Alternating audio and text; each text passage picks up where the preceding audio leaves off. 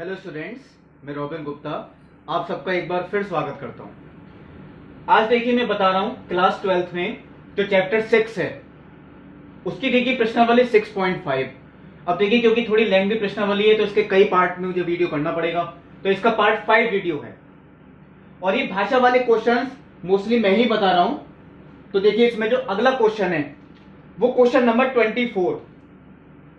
Question number 24 में देखिए ये दिया है एक लंबवृत्तीय शंकु, वो शंकु ही कह रहे हैं जो आप लोग पढ़ते आए हैं, उसका वक्र पृष्ठ न्यूनतम होना चाहिए, यानी न्यूनतम वक्र पृष्ठ वाले लंबवृत्तीय शंकु और नियत आयतन या प्रदत्त आयतन, दिया हुआ आयतन, ऐसी कंडीशन में यानी उस शंकु का जिसका वक्र पृष्ठ तो न्यूनतम है, आयतन नियत है, ऐसे शंकु की जो ऊंचाई है वो आधार की त्रिज्या की वर्गमूल 2 गुनी होगी। यह हमें सिद्ध करके दिखाना है। तो देखिए मैंने कहा था उच्चिष्ट और निम्निष्ट वाले क्वेश्चनों में सबसे पहले हमें यह देखना पड़ता है कि क्या चीज नियतांक है, फिर देखते हैं कि फलन क्या बनेगा। तो इसमें जो नियतांक दे रखा है, देखिए शब्द लिखा है दिया हुआ आयतन या प्रदत्त आयतन, यानी आयतन ही नियतांक है। वो ये नहीं दे रखा कितने सेंटीमीटर क्यूब है, वो एक नियतांक है बस। तो चलिए मैं एक काम करता हूं, सबसे पहले क्योंकि नियतांक वाली समीकरण ही लिखी जाती है और वो नियतांक क्या चीज है, आयतन। तो क्वेश्चन नंबर 24 में शंकु का आयतन यानी कि 1/3 पाई आर स्क्वायर एच बराबर v, और ये v नियतांक है। यहां देखिए संख्या होती तो हम संख्या लिख देते, जैसे कि 50 सेंटीमीटर क्यूब या 100 सेंटीमीटर क्यूब जो भी देते। अब कुछ भी नहीं दे रखा, केवल ये दे रखा है कि नियत है, तो वो नियतांक आपको यही चीज माननी पड़ेगी। कुछ और भी ले सकते हैं, के मान लीजिए, ये क्योंकि आयतन हम v लिखते हैं मैंने v ही ले लिया, यानी ये नियतांक है आपका। अब हमें दिखाना है इसका वक्र पृष्ठ न्यूनतम है। तो शंकु का जो वक्र पृष्ठ है सबसे पहले हमें उसका सूत्र लिखना है, क्योंकि जो फलन बनेगा वो वक्र पृष्ठ का ही बनेगा, यानी शंकु का वक्र पृष्ठ। और वक्र पृष्ठ को चलिए मैं एस से दिखा देता हूं, उसका सूत्र होता है पाई आर एल। शंकु का वक्र पृष्ठ यानी कि पाई आर एल। अब देखिए इसमें ऐसे बहुत सारे शंकु होंगे जिनका आयतन नियत होगा, लेकिन उनकी त्रिज्याएं और ऊंचाई अलग अलग हो सकती हैं। आयतन नियत हो सकता है लेकिन त्रिज्या अलग हो सकती है, सबकी ऊंचाई अलग हो सकती है।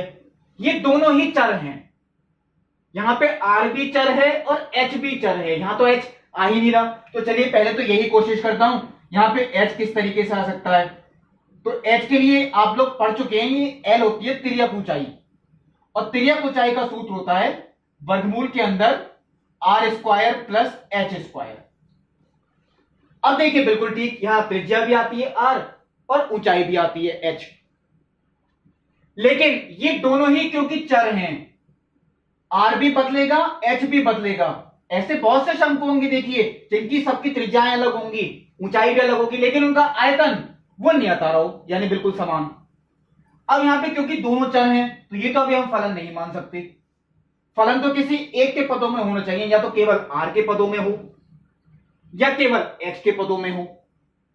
तो चलिए एक काम मैं ये करता हूं, उससे पहले एक बात और, शायद किसी क्वेश्चन में और भी आ चुका है, मैंने ये बात बताई थी अगर कभी भी वर्गमूल किसी क्वेश्चन में आता है यानी फलन में वो गुणा में है तो आप उसका वर्ग कर दें, यानी अगर ये वक्र पृष्ठ न्यूनतम है तो इसका वर्ग भी न्यूनतम होगा। तो मैं इसका वर्ग करके लिखता हूं, यानी कि एस स्क्वायर, ये हो गया पाई स्क्वायर आर स्क्वायर, और वर्गमूल क्योंकि हट गया इसका वर्ग किया, वो देखिए ये आ गया, और ये एस स्क्वायर को मैं जेड से लिख दूंगा। ऐसा क्वेश्चन देखिए मैंने करवा भी रखा है, किसी क्वेश्चन में शायद मुझे वर्ग करना पड़ा था, फिर मैंने इसको जेड मान लिया था, क्योंकि ये एस का वर्ग ये भी एक लेटर ही है, इसे मैंने जेड से रिप्रेजेंट कर दिया। अब ये चीज देखिए सही करने की बात है, हम इसे केवल आर के पदों में लाएं या केवल एच के पदों में लाएं, ये बात देखिए पता लगती है नियतांक वाली समीकरण से।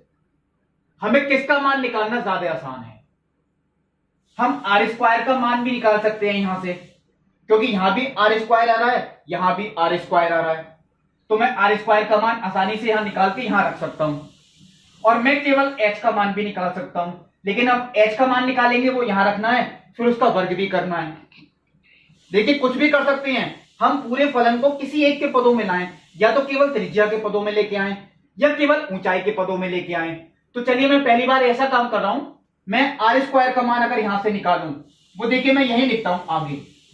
आर स्क्वायर का मान अगर हम यहां से निकालें तो 3v, क्योंकि 3 तो गुणा में गया, बटे पाई एच, 3v बटे पाई एच।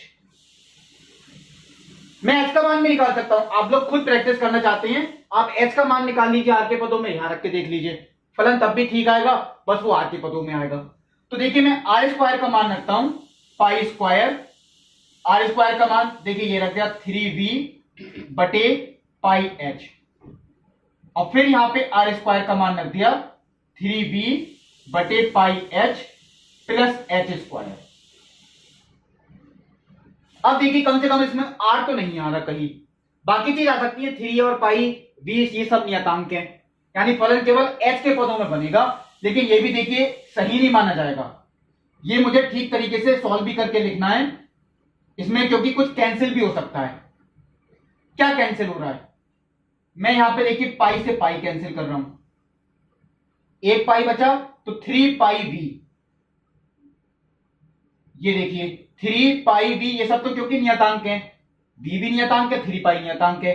ये बटे में जो एच बचा इसके गुणा में अंदर लिख रहा हूं, यानी 3v बटे पाई एच स्क्वायर प्लस, देखिए बटे में एच है, इसकी गुणा में इससे करूं तो एच से एच कैंसिल, वो केवल एच बचा। अब ये देखिए बैलेंस हो गया फलन, यानी इसमें और कुछ कैंसिल आउट नहीं होगा। आप चाहें तो इनकी गुणा भी कर सकते हैं अंदर 3 पाई भी, लेकिन क्योंकि एक नियतांक है कोई खास फर्क नहीं पड़ने वाला है, मैं इतना ही छोड़ देता हूं। ये हो गई आपका फलन, यानी कि समीकरण नंबर 1। अब हमें दिखाना है इसे न्यूनतम, तो उच्चिष्ट और निम्निष्ट में देखिए सबसे पहले यही करते हैं, फलन का अवकलन करते हैं और चर के सापेक्ष, चर क्या है यहां पे h, तो dz अपॉन dh, 3 पाई v, ये देखिए नियतांक है, इससे कोई फर्क नहीं पड़ेगा, हमें अवकलन करना है तो देखिए इसका करना है। अब इसका अवकलन करूं तो देखिए 3v बटे पाई, ये तो नियतांक है, आप लोग यही सोचेंगे बटे में एच स्क्वायर आ रहा है, इसका अवकलन कैसे होगा, तो ये एच की पावर -2 मानी जाएगी। मैं देखिए यहां लिख रहा हूं, बाद में हटा दूंगा, इसे हम मान सकते हैं एच की पावर -2। अब अंश बटे हर का नियम लगा दें, कोई फर्क नहीं पड़ेगा, इसे मैं एच की पावर -2 मानता हूं, और जब मैं इसका अवकलन करूंगा वो देखिए ये तो आएगा n x की पावर n-1, यानी कि -2 अपॉन एच क्यूब। ये मैंने आपको इधर करके दिखाया, और ये चीज मैं सीधा लिख देता हूं into -2 upon H cube plus, अब केवल एच का करें, एच के सापेक्ष, वो देखिए 1 ही आएगा, इसमें कोई गलती नहीं है, यानी कि इसे अगर मैं आगे भी लिख दूं देखिए सॉल्व करके, तो ये आ गया 3 पाई वी, इनकी मैं गुणा करके लिख रहा हूं -6v बटे पाई एच क्यूब प्लस 1, ये मैंने अवकलन भी कर दिया। ये हो गई इक्वेशन नंबर 2। अब देखिए हमें क्योंकि वक्र प्रश्न क्या दिखाना है, न्यूनतम, और ये न्यूनतम दिखाना है तो z भी न्यूनतम दिखाना है, तो पहले एक लाइन देखिए लिखनी भी पड़ती है, z के न्यूनतम मान के लिए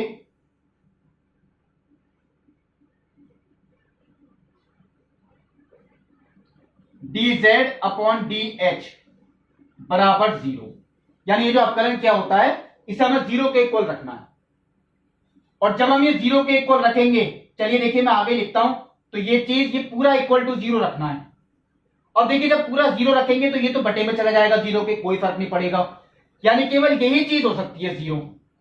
तो जब मैं इसे रखूंगा इक्वल टू 0, तो हमारे पास देखिए यही तो आया 6v upon pi h cube equal to 1। इसका मतलब क्या है, चलिए मैं मान निकाल देता हूं आगे, pi h cube is equal to 6v, pi h cube, इस तरीके की एक समीकरण आ गई, pi h cube equal to 6b। आप केवल नोट कर सकते हैं इतना ही। देखिए किसी का मान निकल के आए या नहीं आए, मैंने कहा था जो भी आपका आ रहा है वो केवल आप नोट कर लें, कोई ऐसी खास जरूरत नहीं है, वो हम बाद में देखेंगे इसका क्या आंसर प्रूव करके लाना है। बस ये यहां तक देखिए ठीक होना चाहिए, आप लोग केवल नोट कर लें। तो ये मैंने निकाल लिया, देखिए न्यूनतम मान के लिए इक्वल टू 0 रखा, ये आ गया। अब देखिए इसका हमें दोबारा अवकलन करना है, यानी d2z ओवर ds2, क्योंकि इसी से पता लगेगा कि फलन न्यूनतम है या अधिकतम है। तो 3 पाई v, देखिए ये तो नियतांक, क्योंकि हमें इसका दोबारा अवकलन करना है। अब देखिए फिर एक बात आई, फिर एक बार सीख लीजिए, माइनस के 6v बटे पाई, ये तो नियतांक है, हमें करना है 1 बटे एच क्यूब का अवकलन। 1 बटे एच क्यूब का मतलब क्या है, h की पावर माइनस की 3, और इसका अवकलन करें, देखिए n x की पावर n माइनस 1, तो n x की पावर n माइनस 1, यानी कितना आ गया, माइनस के 3 बटे h की पावर 4। x की पावर n का नियम देखिए ये लगा, ये देखिए मैं यहां लिखता हूं, माइनस के 3 बटे h की पावर 4 प्लस केवल नियतांक का 0, ये यहां पे कंप्लीट हो गया। अब मैं अगर इसे सॉल्व करता हूं, यानी इनके गुणा करता हूं, तो देखिए गुणा करने में यहीं पे आपको सॉल्व करके दिखा रहा हूं। एक तो देखिए पाई से पाई कैंसिल हो गया, बाकी तो देखिए कुछ कैंसिल नहीं हो रहा, 6 तिया 18, 18 तिया 54, माइनस की माइनस से गुणा करें तो कितना आएगा, प्लस, ये आ गया देखिए 54। पहले देखिए संख्याओं की ही गुणा की, फिर v गुणा v, वो हो गया v स्क्वायर बटे h की पावर 4, ये आता है देखिए 54 v स्क्वायर बटे h की पावर 4, और ये पॉजिटिव है, क्यों, क्योंकि ये भी वर्ग है, ये पॉजिटिव होगा, ये भी घात 4 है यानी सम, ये भी पॉजिटिव, बाहर कहीं माइनस का चिन्ह है नहीं, इसका मतलब ये बड़ा है 0 से। कुछ क्वेश्चन ऐसे होते हैं जिनमें हमें मान नहीं रख के देखना पड़ता, हमें ऐसे ही पता लग जाएगा, तो ये उनमें से एक क्वेश्चन था। यहां पे आपको देखिए क्लियर हो रहा है ये बड़ा है 0 से, और अगर ये पॉजिटिव है इसका मतलब पाई एच क्यूब बराबर 6v के लिए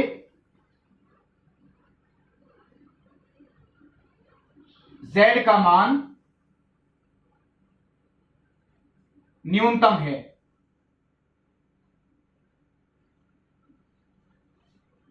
इसका मतलब क्या है, ये z का मान न्यूनतम, क्योंकि फलन तो हमने z ही माना है, लेकिन z किसके इक्वल है, एस स्क्वायर के, तो ये लाइन आपको रिपीट करनी है, यानी pi h cube is equal to 6v के लिए एस स्क्वायर का मान न्यूनतम है। और अगर एस स्क्वायर का मान न्यूनतम है, इसका मतलब क्या है, pi h cube is equal to 6v के लिए वक्र पृष्ठ s का मान न्यूनतम है। यहां तक तो देखिए क्वेश्चन प्रूफ हो गया, लेकिन हमें क्या करना है, ये वक्र पृष्ठ न्यूनतम कब होगा, जब शंकु की ऊंचाई आधार की त्रिज्या की वर्गमूल 2 गुनी होगी, ये हमें प्रूफ करके दिखाना है। अब आप लोग देखिए यही सोचेंगे ऐसा आंसर नहीं आ रहा, ऐसा आंसर देखिए कब आएगा, जब हम इस समीकरण का यूज करेंगे, और वो भी किसमें, नियतांक वाली समीकरण में। इस समीकरण का यूज करेंगे, लेकिन कहां पे, नियतांक वाली समीकरण में। कैसे करना है, देखिए मैं नियतांक वाली समीकरण के नीचे ही करके दिखा रहा हूं आपको, r square is equal to 3 बटे पाई एच, ये देखिए मैंने अलग लिखा 3 बटे पाई एच, मैं v का मान रख रहा हूं, और v का मान देखिए अगर मैं यहां से निकालूं तो वो आएगा पाई एच क्यूब अपॉन 6, वो मैंने देखिए यहां रख दिया v का मान पाई एच क्यूब अपॉन 6। अब मैं अगर इसे सॉल्व करता हूं, यानी r square is equal to, तो क्या क्या कैंसिल हो रहा है, एक तो पाई से पाई कैंसिल हो गया, एक एच से एच, तो ये एच स्क्वायर ही बचा, ये देखिए तो ये एच स्क्वायर बटे 2, चलिए मैं यहां लिखता हूं, इसका मतलब क्या है, मैं गुणा में लेके गया 2 को, तो h square is equal to 2r square, और अगर हम दोनों पक्षों का वर्गमूल लें तो क्या आएगा, h is equal to √2r, और ये क्या चीज हो गई, यानी शंकु की ऊंचाई बराबर वर्गमूल 2 गुणा आधार की त्रिज्या। यही आपको सिद्ध करके दिखाना है कि शंकु की ऊंचाई आधार की त्रिज्या की वर्गमूल 2 गुनी। तो देखिए ये जो क्वेश्चन था ये मैंने आपको बताया क्वेश्चन नंबर 24। क्वेश्चन नंबर 25 हमें इसमें देखिए निकालना है जो अर्धशीर्ष कोण है, शंकु का अर्धशीर्ष कोण, लेकिन कौन सा शंकु? अधिकतम आयतन वाले शंकु का। अब देखिए आयतन शब्द के साथ ही क्या लिखा है? अधिकतम। इसका मतलब फलन जो बनेगा वो आयतन का ही बनेगा, क्योंकि मैंने ये बात देखिए आपको बताई है, फलन उसका बनता है जिसके साथ अधिकतम या न्यूनतम शब्द लिखा हो, आयतन का फलन बनेगा। ये बात देखिए क्लियर है। अब इसमें नियतांक क्या चीज है? दी हुई तिर्यक ऊंचाई का, दी हुई तिर्यक ऊंचाई यानी दिया गया प्रदत्त, इसका मतलब क्या? तिर्यक ऊंचाई वो नियतांक है। यहां पे शंकु की तिर्यक ऊंचाई नियतांक है, वो चेंज नहीं हो सकती। तो सबसे पहले हमें नियतांक वाली समीकरण ही शुरुआत करनी है। और नियतांक क्या है यहां पे? शंकु की तिर्यक ऊंचाई। तो तिर्यक ऊंचाई का सूत्र आप लोग देखिए पढ़ चुके हैं, वर्गमूल r square plus h square is equal to l, और एल यहां पे नियतांक है।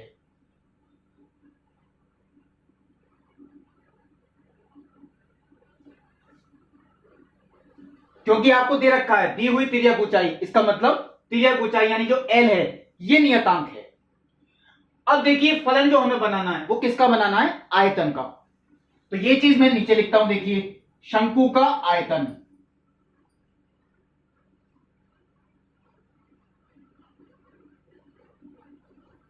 Is equal to 1/3 pi are square H.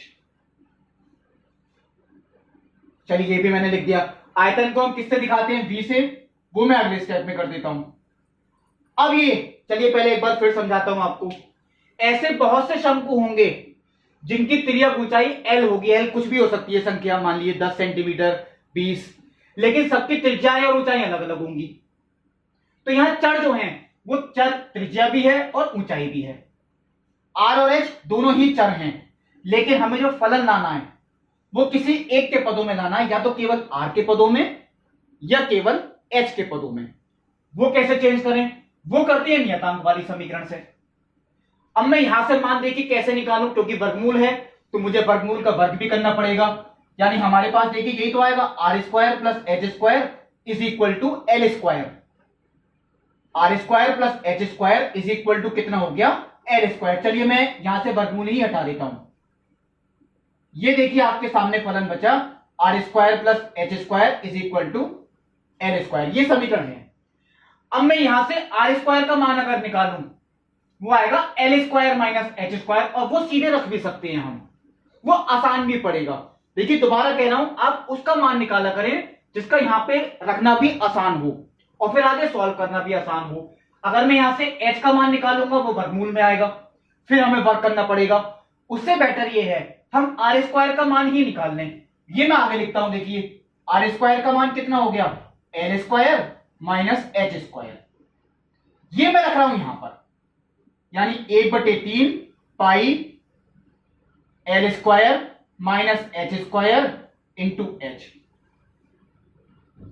अब क्या आता है? यानी v is equal to 1/3 pi, h के मैं गुणा कर देता हूं, नहीं तो फिर गुणनफल नियम लगेगा। तो ये कितना हो गया? एल स्क्वायर एच माइनस के एच क्यूब। ये देखिए आपका फलन हुआ। आयतन ये हमें दिखाना है अधिकतम कब होगा। तो पहले देखिए इसका अवकलन किया चर के सापेक्ष, और चर क्या है? h, यानी कि dv अपॉन dh। 1/3 पाई देखिए नियतांक है, कोई फर्क नहीं पड़ने वाला। हमें इसका अवकलन करना है, वो भी किसके सापेक्ष? h के सापेक्ष। तो h के सापेक्ष h का अवकलन तो 1 ही हो गया, एल स्क्वायर तो क्योंकि नियतांक है, ये मैं यहां लिख देता हूं, माइनस एच क्यूब का करेंगे वही x की पावर n वाले सूत्र से, तो वो यही आएगा 3h स्क्वायर। ये आपकी हो गई समीकरण नंबर 2। अब देखिए हमें आयतन अधिकतम दिखाना है, तो एक लाइन ये लिखनी ही पड़ेगी, v के अधिकतम मान के लिए।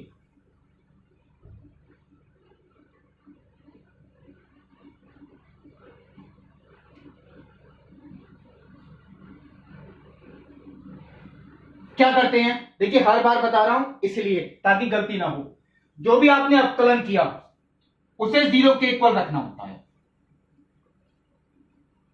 यानी dv upon dh is equal to 0। तो इसे जब मैं 0 रखूंगा 1/3 पाई से तो कोई फर्क नहीं पड़ा, वो 0 के बटे में चला गया। हमारे पास देखिए ये तो आया l square is equal to 3h²। आप इतना ही नोट कर लें, कोई फर्क नहीं पड़ता। देखिए जो भी आनी चाहिए समीकरण, बस आपने सॉल्व सही किया हो। बाकी ये बाद में देखेंगे कि हमें क्या प्रूव करके दिखाना है। L square is equal to 3h²। अब देखिए इसका दोबारा अवकलन, यानी d2v ओवर dh2। ये क्या आता है 1/3 पाई नियतांक है, नियतांक ये भी है, इसका अवकलन तो 0 ही हो गया। माइनस h² का कितना 2h, तो ये 6h हो गया। और ये सॉल्व करें 3 से कटेगा तो ये हो गया माइनस के 2πh। और माइनस की 2πh क्लियर शो होता है क्योंकि ऊंचाई तो पॉजिटिव ही होगी, 2π नियतांक है, बाहर किसका चिन्ह है माइनस का, यानी ये नेगेटिव है। इसमें भी देखिए मान नहीं रखना पड़ा, ये क्लियर शो होता है कि ये नेगेटिव है। इसका मतलब क्या है, अगर देखिए द्वितीय अवकलज नेगेटिव आया तो फलन कैसा होता है उच्चतम। अतः l square is equal to 3h² के लिए v का मान उच्चतम है। क्वेश्चन देखिए थोड़ा छोटा ही निकला, शायद अगर हम आर के पदों में लेके आते फिर वर्क करना पड़ता तो शायद बड़ा होता। अब देखिए इतना सिंपल था, लेकिन अभी भी हमें क्या प्रूव करके दिखाना है। ये तब होगा, ये शंकु का आयतन तब अधिकतम होगा जब इसका अर्धशीर्ष कोण वो tan इनवर्स √2 हो। तो अर्धशीर्ष कोण के लिए मैंने आपको देखिए चित्र बना के दिखाया। ये देखिए शंकु है,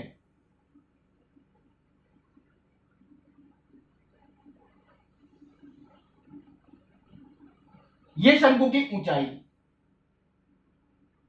और ये शंकु की त्रिज्या। तो अर्धशीर्ष कोण देखिए वो ये है, अगर मैं इसे अल्फा मानूं, अर्ध का मतलब आधा, देखिए शीर्ष कोण तो पूरा होता है, तो अर्धशीर्ष कोण यानी आधा जो होता है, ये चीज हमें निकालनी है कि tan इनवर्स √2 आए। अब ये कैसे निकालें, तो ये बात आप देखिए जानते हैं, ये तो शंकु की ऊंचाई है h और ये शंकु की त्रिज्या है r। अगर यहां से मैं tan अल्फा का मान निकालूं तो tan अल्फा होता है r/h। tan अल्फा कितना होता है r/h, वो देखिए मैं बाद में बताऊंगा आपको। फिलहाल के लिए मैं देखता हूं, ये प्रूफ करके लाने के लिए मैंने ये बात बताई थी, जो हमारा ये यहां समीकरण निकल के आती है हम इसका यूज करते हैं, और वो भी किसमें, नियतांक वाली समीकरण में। कैसे यूज करें देखिए, जैसे पिछले क्वेश्चन में किया, r² इक्वल टू, देखिए l² का मान आप नियतांक का मान रख दें, और नियतांक l² है, l² का मान मैं रख देता हूं 3h²। अब देखिए इसमें संबंध क्या आया, r² is equal to 2h²। h² को मैंने बटे में लिया, यानी r² बटे h² इज इक्वल टू 2। फिर मैंने इसका वर्गमूल भी ले लिया, यानी r/h इज इक्वल टू वर्गमूल 2। आपको यह भी दे सकते हैं r is equal to √2h, यानी इस कंडीशन में जो शंकु के आधार की त्रिज्या है वो ऊंचाई की वर्गमूल 2 गुनी होगी। ये देते तो हमारा आ गया, लेकिन हमें निकालना है अर्धशीर्ष कोण, वो भी अब देखिए आएगा। मैंने शुरू में एक बात बोली थी, इस त्रिभुज से tan अल्फा का मान कितना है, tan alpha is equal to लंब बटे आधार, tan अल्फा तो लंब बटे आधार, यानी कि r/h, कि कोण के सामने वाली भुजा लंब होती है। और r/h का मान मैंने निकाल लिया कितना, वर्गमूल 2, यानी tan alpha is equal to वर्गमूल 2। इसका मतलब अल्फा इज इक्वल टू कितना हो गया, tan इनवर्स √2।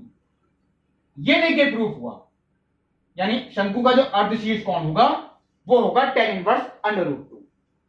तो ये देखिए मैंने आपको बताया क्वेश्चन नंबर 25। क्वेश्चन नंबर 26 देखिए, ये भी बहुत इंपॉर्टेंट क्वेश्चन है, इसलिए मुझे सारे ही बताने पड़े मोस्टली। तो क्वेश्चन नंबर 26 में देखिए ये दिया हुआ है, एक शंकु का अर्धशीर्ष कोण वो हमें दिखाना है सिद्ध करके, जैसे पिछले क्वेश्चन में दिखाया वो सिद्ध करके आएगा sin इनवर्स 1/3। ये तो बात की बात रही देखिए, लेकिन इसमें दो चीजें पहले आपको ध्यान देनी है। इसमें फलन किसका बनाना, नियतांक क्या चीज है। तो इसमें लिखा है दिए हुए पृष्ठ का, गिवन सरफेस एरिया। तो यानी दिए गए पृष्ठ, वो संपूर्ण पृष्ठ की बात है। वक्र पृष्ठ के लिए देखिए वक्र पृष्ठ लिख के आता है, लेकिन अगर पृष्ठ ही लिखा है तो वो संपूर्ण पृष्ठ की बात है। तो यानी प्रदत्त दिया गया संपूर्ण पृष्ठ, तो वो तो संपूर्ण पृष्ठ नियतांक है। और क्या दिखाना है? अधिकतम आयतन। तो फलन किसका बनेगा? आयतन का, क्योंकि अधिकतम शब्द किसके साथ है? आयतन के साथ। तो देखिए पहले नियतांक वाली समीकरण से ही स्टार्ट करते हैं। इसका संपूर्ण पृष्ठ नियतांक है, और संपूर्ण पृष्ठ देखिए क्या होता है शंकु का? Pi r l plus pi are square equal to s. और यहां पे ये क्योंकि नियतांक है तो उसके आगे आप नियतांक लिख दिया करें। और अगर ये कभी आपको संख्या दे रखी हो तो वो संख्या यहां पे आएगी। ये बात आप हमेशा ध्यान रखें। अब देखिए ये चीज तो मैंने लिख दी, ये चीज तो नियतांक है। अब यहां से आप चलिए पहले ही काम ये कर लेता हूं कंप्लीट। यहां से किसका मान निकालना आसान है? यहां से आर का मान निकालना पड़ेगा या एल का मान निकालना पड़ेगा। आर का मान निकालना बहुत टफ है। मैं चलिए एल का मान ही निकाल लेता हूं। कैसे? पहले ये तो माइनस में गया, यानी pi r l is equal to s minus pi are square. और पाई आर आएगा बटे में। इसका मतलब क्या हो गया? हमने तिरछी ऊंचाई यानी तिर्यक ऊंचाई का मान निकाल दिया, S minus pi are square बटे पाई आर। ये हमें रखना है, इसका यूज करेंगे बाद में। कैसे? अब हमें देखिए शंकु का आयतन दिखाना है। तो शंकु के आयतन का सूत्र वो देखिए क्या होता है। शंकु का आयतन 1/3 पाई आर स्क्वायर एच। अब यहां पे देखिए ये चीज अगर नियतांक है यानी कि संपूर्ण पृष्ठ, तो यानी ये सभी चीज बदलेंगी। आर भी बदलेगा, एल भी बदलेगा। एल बदलेगा तो फिर ऊंचाई भी बदलेगी। अब आप लोग यही सोचेंगे इस चीज में एल तो कहीं आ ही नहीं रहा कि हम एल का मान कहां रखें। अभी तक देखिए हम यही तो करते आए हैं। एच का मान निकाला, एच का मान रख दिया एच की जगह। आर का मान निकाला तो आर का मान रख दिया। लेकिन यहां निकल के किसका मान आ रहा है? एल का मान। और इसमें कहीं एल है नहीं। तो पहले हम ये कोशिश करेंगे इस सूत्र में हम एल लेके आए ताकि हम एल का मान रख सकें। वो कैसे आएगा? ये देखिए आयतन होता है v। मैं चलिए यहां भी लिख देता हूं, आयतन v बराबर 1/3 पाई आर स्क्वायर एच। पहले देखिए एल का सूत्र क्या होता है? Under root r square plus h square. तो मैं इसका वर्ग कर रहा हूं, 1/9 पाई स्क्वायर आर की पावर 4 एच स्क्वायर। ऐसा क्यों किया? देखिए आप लोग ये पढ़ चुके हैं, जो तिरछी ऊंचाई का सूत्र है एल स्क्वायर, वो ये होता है r square plus h square. अब मैं यहां से किसका मान निकालूं? मैं आर स्क्वायर का मान भी निकाल सकता हूं। आर स्क्वायर का मान यहां पे रखना आसान है, बस उसका वर्ग भी करना पड़ेगा, लेकिन थोड़ा टिपिकल हो सकता है। एच स्क्वायर का मान अगर निकालूं, एच स्क्वायर का मान निकालने में देखिए इतनी प्रॉब्लम नहीं पड़ेगी। H square is equal to क्या है? L square minus R square. वो मैं यहां रख रहा हूं। और एक काम देखिए और कर रहा हूं, जैसा 2 बार आपको पहले बता चुका हूं, ये वी स्क्वायर एक लेटर ही है, इसे हम जेड से रिप्रेजेंट भी कर सकते हैं। तो ये 1/9 पाई स्क्वायर। अब देखिए आर की पावर 4, ये तो मैंने ऐसे ही छोड़ दिया। अब तो फलन देखिए आर के पदों में ही आएगा। एच स्क्वायर को मैं हटा रहा हूं, L square minus R square. ये देखिए मैंने यहां लिख दिया L square minus R square.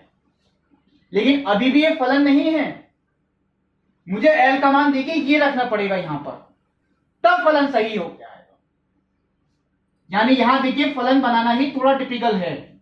ऐसा देखिए अभी तक शायद कोई क्वेश्चन नहीं हो जितना इतना लेंथी फलन हो। तो देखिए मैं एक काम करता हूं, एल स्क्वायर। एल स्क्वायर का मतलब मुझे इसका स्क्वायर करना है, तो इसका स्क्वायर करेंगे तो a माइनस बी के होल स्क्वायर से होगा।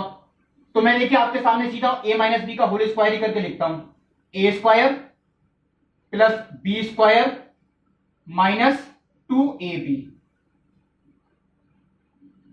बटे pi square are square minus R square.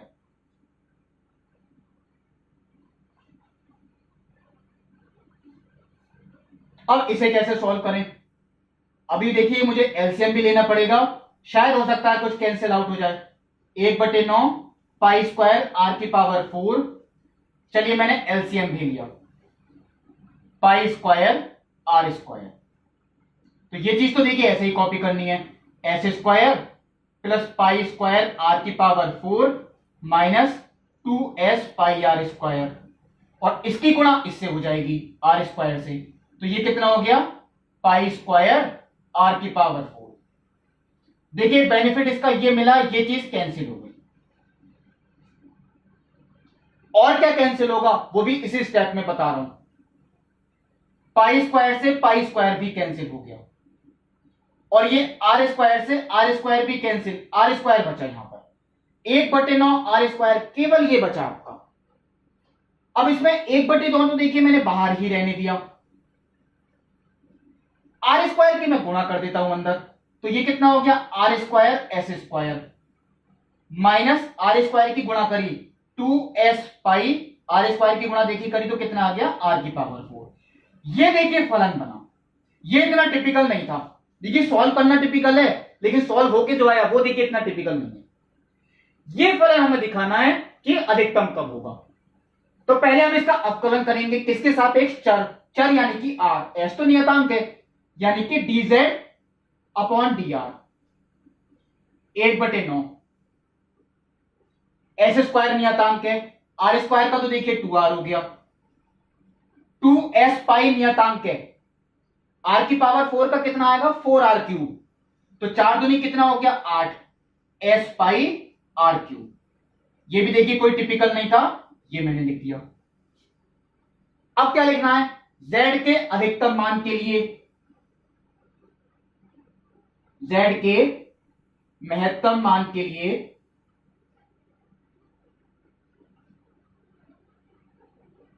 dz upon dr equal to 0,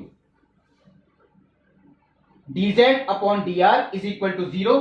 इसका मतलब क्या हुआ, जब हम इसे 0 के इक्वल रखेंगे 1/9 से कोई फर्क नहीं पड़ने वाला, तो चलिए ये मैं आपको सॉल्व करके दिखा रहा हूं, 2r s square is equal to 8s pi r cube.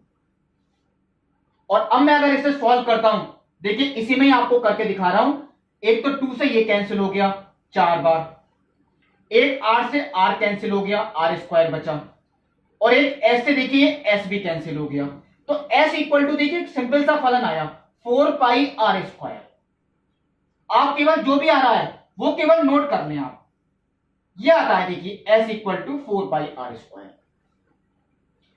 अब देखिए मुझे इसका दोबारा अवकलन करना है, यानी कि d2z ओवर dr2, वो कितना आएगा देखिए 1/9 नियतांक है, कोई फर्क नहीं पड़ने वाला, r के सापेक्ष r का करें तो 1 हो गया, कितना बचा 2s स्क्वायर माइनस 8s पाई तो देखिए नियतांक ही है, r क्यूब का 3r स्क्वायर, तो 24 s पाई r स्क्वायर। ये देखिए हम नहीं कह सकते कि ये पॉजिटिव है या नेगेटिव, ये मुझे समीकरण 3 माननी पड़ेगी। इसमें मुझे चेक करना पड़ेगा रख के क्या s का मान जो निकल के आया 4 पाई r स्क्वायर, ये मैं यहां लिख देता हूं s equal to 4 pi r square पर द्वितीय अवकलज यानी d2z ओवर dr2। देखिए ये बात ध्यान रखें, जो यहां से क्लियर शो नहीं हो रहा है कि पॉजिटिव है या नेगेटिव, तो ये मान जो आपका निकल के आता है वो रख के देखना पड़ेगा आपको, तब आपका निकल के आएगा कि उत्तर पॉजिटिव है या नेगेटिव। कैसे करें ये भी चलिए आपको शॉर्ट में बताता हूं। ये एस स्क्वायर है, अगर मैं इसका वर्ग करूं तो 16 पाई स्क्वायर आर की पावर 4, 16 पाई स्क्वायर आर की पावर 4 गुणा 2, तो ये हो गया 32 पाई स्क्वायर आर की पावर 4 माइनस, फिर देखिए एक बार 24 पाई आर स्क्वायर गुणा एस यानी कि 4 पाई आर स्क्वायर, तो 24 चौक 96 पाई स्क्वायर आर की पावर 4। और अब मैं देखिए सॉल्व करता हूं, देखिए सेम फंक्शन है, तो माइनस के 64/9 पाई स्क्वायर आर की पावर 4, ये देखिए आता है माइनस के 64/9 पाई स्क्वायर आर की पावर 4, और ये देखिए क्लियर प्रूफ होता है कि ये नेगेटिव है यानी कि लेस देन 0। इसका मतलब क्या है, s equal to 4 pi are square, देखिए चलिए मैं यहां लिख देता हूं S is equal to 4πr² पर z का मान महत्तम है।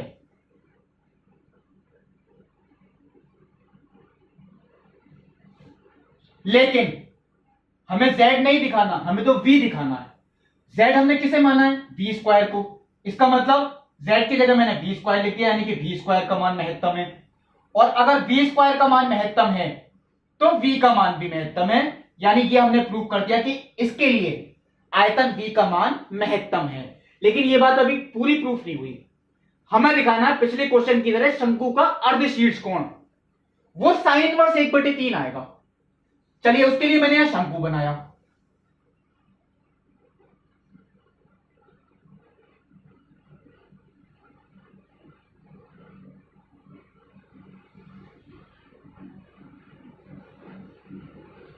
देखिए पिछले ही क्वेश्चन की तरह हमें यह कोण निकालना है, शंकु का अर्धशीर्ष कोण।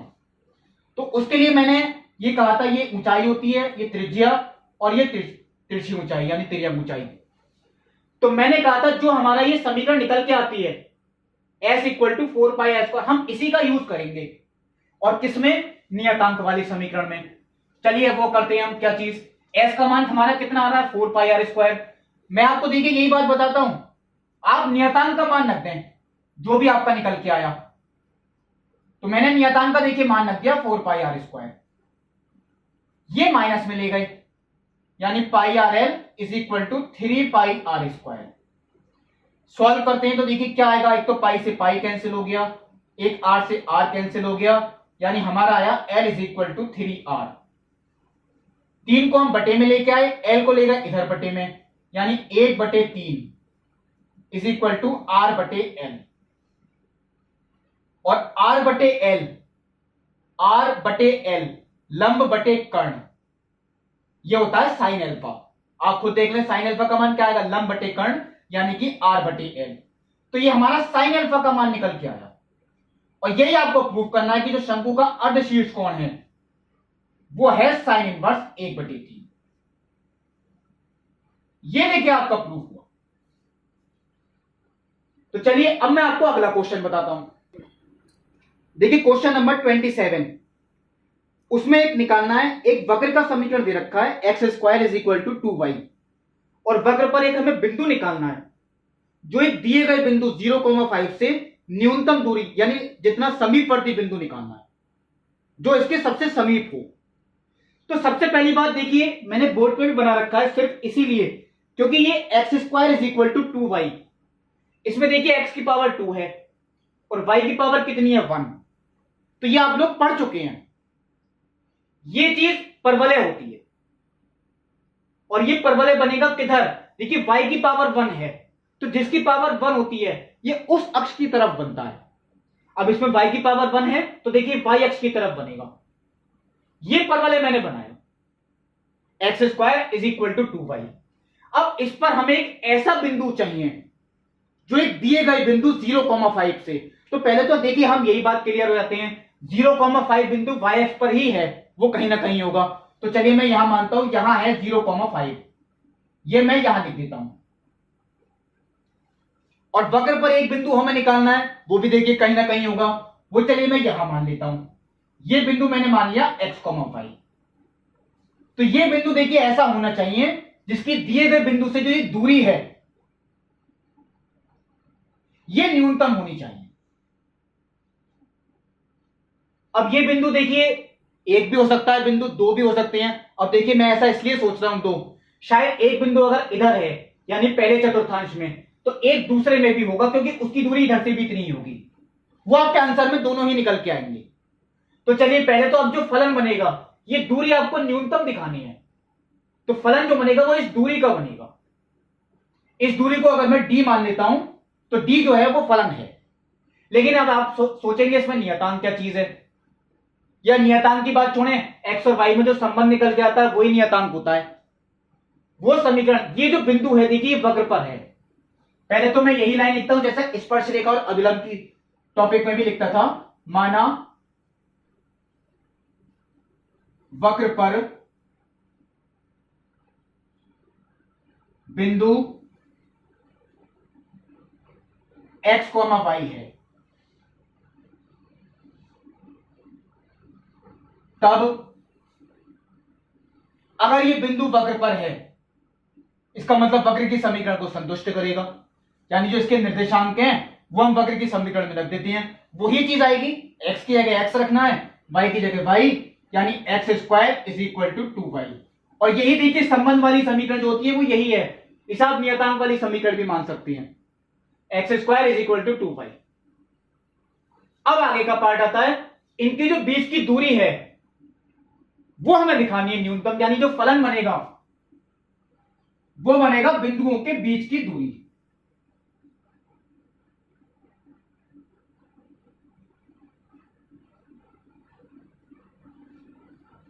उसे मैंने डी मान लिया है। अब देखिए दो बिंदुओं के बीच की दूरी कैसे निकालते हैं, जो आप लोग 10th क्लास से पढ़ते आए हैं। वर्गमूल के अंदर एक सूत्र होता है x2 माइनस x1 का whole square plus y2 minus y1 का whole square. x2 minus x1, देखिए x2 माइनस x1 का whole square plus y2 minus y1 का होल स्क्वायर।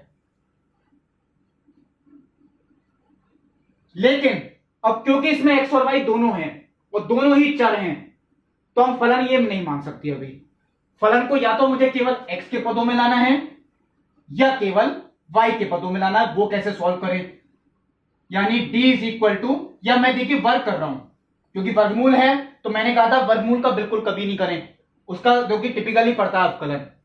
इसका वर्ग करेंगे तो देखिए वर्गमूल तो हट गया, ये केवल क्या हो गया x² प्लस y माइनस 5 का होल स्क्वायर। चलिए मैं इसका वर्ग भी करके लिख देता हूं, a माइनस बी के होल स्क्वायर से। अब देखिए ये तो एक इंग्लिश का लेटर है केवल, इसका वर्ग मैंने इसे z से रिप्रेजेंट कर दिया। ऐसा देखिए कई क्वेश्चनों में करना पड़ा, शायद ये चौथा क्वेश्चन होगा इस तरीके का। x², अब ये पूरा फलन हम या तो केवल x के पदों में लाएं या केवल y के पदों में लाएं, लेकिन जो लाना आसान है और वो पता लगेगा हमें यहां से हम सीधा x² का मान रख सकते हैं। बहुत सिंपल है, वो एक ही जगह रखना है। अब y का मान रखेंगे तो आपको दो जगह रखना पड़ेगा, फिर थोड़ा टिपिकल भी हो सकता है, इसलिए मैं एक काम ये करता हूं, x² का मान ये मैंने 2y रख दिया। मैं इसे बैलेंस भी करता हूं, तो यानी z इज इक्वल टू, सबसे पहले देखिए सबसे बड़ी घात यानी y² माइनस के 8y प्लस के 25, ये आपकी समीकरण नंबर 1 हुई। ये आपकी समीकरण नंबर 1, यानी ये फलन जो है यही बना जिसे हमें न्यूनतम दिखाना है। तो सबसे पहले हमने इसका अवकलन किया चर के सापेक्ष यानी कि y के सापेक्ष, तो y² का देखिए y के सापेक्ष ही तो है 2y, और 8y का 8, क्योंकि y का कितना हो गया 1, y के सापेक्ष, इसका 0। बहुत सिंपल निकला। देखिए ये आ गई क्वेश्चन नंबर 2। अब क्या है आगे, z के न्यूनतम मान के लिए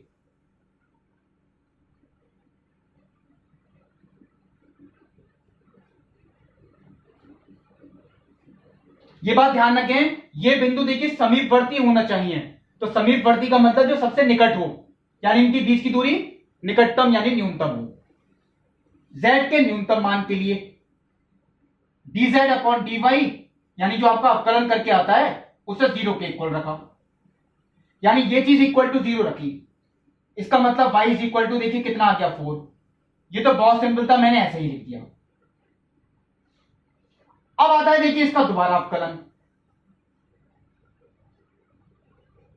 इसका तो 2 ही हो गया क्योंकि y के सापेक्ष करना है, तो y का तो 1 होता है, और इसका 0। अब देखिए ये इसमें कुछ रखने की जरूरत नहीं, ये बात यहीं से क्लियर प्रूफ होती है कि पॉजिटिव है क्योंकि प्लस का 2 आ रहा है, यानी ग्रेटर देन 0। और अगर ये पॉजिटिव है इसका मतलब क्या हुआ, y इज इक्वल टू 4 के लिए z का मान न्यूनतम है। लेकिन मैंने z किसे माना है, d² को, यानी y इज इक्वल टू 4 के लिए d² का मान न्यूनतम है। इसका मतलब क्या है, y इज इक्वल टू 4 के लिए अगर d² का मान न्यूनतम है तो d का मान भी न्यूनतम है। तो दूरी तो देखिए न्यूनतम प्रूफ हो गई, लेकिन हमें निकालने बिंदु के निर्देशांक। हमने y का मान निकाल लिया और ये मान कहां रखेंगे, नियतांक वाली समीकरण यानी कि सबसे ऊपर। तो y का मान देखिए 4 था, x square is equal to 8, तो x equal to plus minus 2 under root 2। देखिए क्योंकि नियतांक है, ये निर्देशांक है, मैं नियतांक बोल गया धोखे से, ये निर्देशांक है और निर्देशांक पॉजिटिव भी हो सकते हैं और नेगेटिव भी हो सकते हैं। तो इसका मतलब जो निर्देशांक निकल के आए बिंदु, वो ऐसे दो बिंदु निकल के आए, एक तो प्लस के 2 रूट 2 4 और एक माइनस के 2 रूट 2 4। तो देखिए मैं ऐसा भी लिख सकता हूं प्लस माइनस 2 रूट 2 4। ये आपको दे रखा है बहुविकल्पीय के रूप में। इन्होंने आपको केवल एक उत्तर इसका लिख के दिया, मैंने आपको दोनों निकाल के दिखाए। आपको दोनों ही निकाल के आने हैं, बहुविकल्पीय नहीं आएगा। तो देखिए ये मैंने आपको इस वीडियो में क्वेश्चंस बताए। इसके जो अगले क्वेश्चंस हैं वो प्रथम अवकलज परीक्षण वाले होंगे, वो मैं आपको अगले वीडियो में बताऊंगा। तब तक के लिए नमस्कार।